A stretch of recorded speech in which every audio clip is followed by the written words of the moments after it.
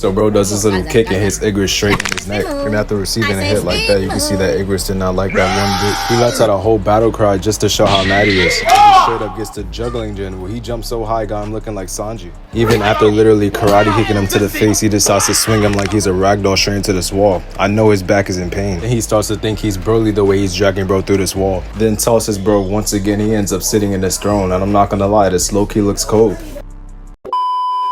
So at first we see Jinwoo open his Dungeon and Dragons ass door. This, I'm about to fight the Demon King ass door. This level 100 boss ass door. Then we get a look on the inside, and it actually looks really nice. But he doesn't care about looks, so he pulls out his sword because he knows that there's something in here for him.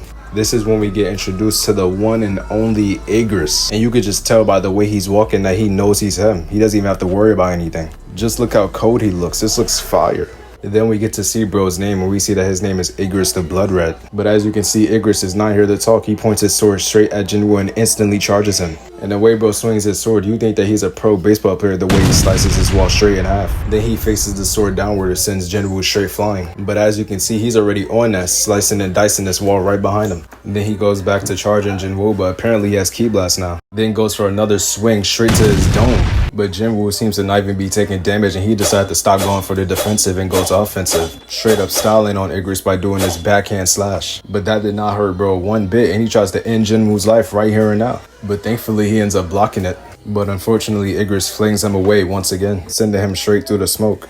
This is when Jinwoo decides that sword attacks are not really gonna work on him, so he puts that sword away. That's when he's like, hey bro, fuck that sword. If I can't beat you like that, I'm gonna have to throw hands. But little does he know that this was about to be the worst decision he was about to make. Then Igris puts his sword down and starts staring him dead in his face, straight up mean mugging him, trying to straight up intimidate him. Next thing we see, Jinwoo is getting speed blitz, and he ends up looking like the letter C. Then slams straight into this floor. But Igris is not done. He's grabbing his hoodie and he sends him flying once again straight into this wall. And he's feeding, just look at him. Then he goes for this solid left hook, but Jinwoo ends up blocking it. Then decides to go for this right hook that ends up bricking the wall right behind him. And once again we see Jinwoo sent flying again. Jinwoo is low-key done being a punching bag, so he decides to lock in. He starts to think that he's Sonic the way he's running around, bro. But I'm not gonna lie, he hasn't even been taking damage, so let him cook. He decides to charge in with this right hook that ends up sending Igris far back. Then they end up going blow for blow. They are not playing. They're both really locked in. But Igris ends up gaining the upper hand once again and sends him flying once again.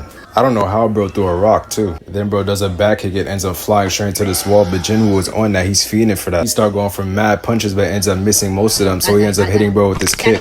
And as you can tell, Igris did not like that one bit. He starts going into rage mode. He about to go Super Saiyan. Then straight up just starts violating bro, treating him like a plastic bag, doing this Sanji ass kick. Then treats him like a ragdoll and sends him flying once again. Then he decides to do his best Broly impression and starts dragging bro through this wall and throws him straight into the throne. And I'm not gonna lie, the author of this show low-key knew what he was doing, because the way he's sitting in his chair is low-key cold. I'm not gonna lie. That's when Igris approached him thinking that the fight is over and this is about to be an easy dub. Got him using telekinesis to pull his sword right back to him. Then he's like, bro, it's time to throw you back with those E-rank hunters, and goes for this finishing blow. But bro ends up grabbing his sword mid-swing and he's like, psych! Then he summons his dagger and goes straight for Igris's eye, turning him into Patchy the pirate from SpongeBob. Then Jinwoo starts to think that he's in the NFL the way he's tackling bro into this wall. Somebody get bro in the field. He's fully locked in now. Igris is not done. He decides to go for the swing that Jinwoo dodges. So Jinwoo decides to take this opportunity and go for the finishing blow, finally putting my GOAT Igris in the dirt for good. He's done.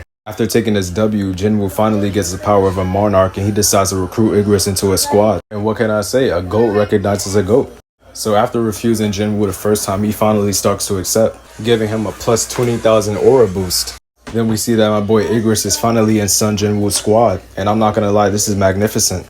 Hey man, we 4 videos in. If you like what I'm doing, make sure to subscribe. Next video I'm gonna be talking about Choso versus Itadori. Peace.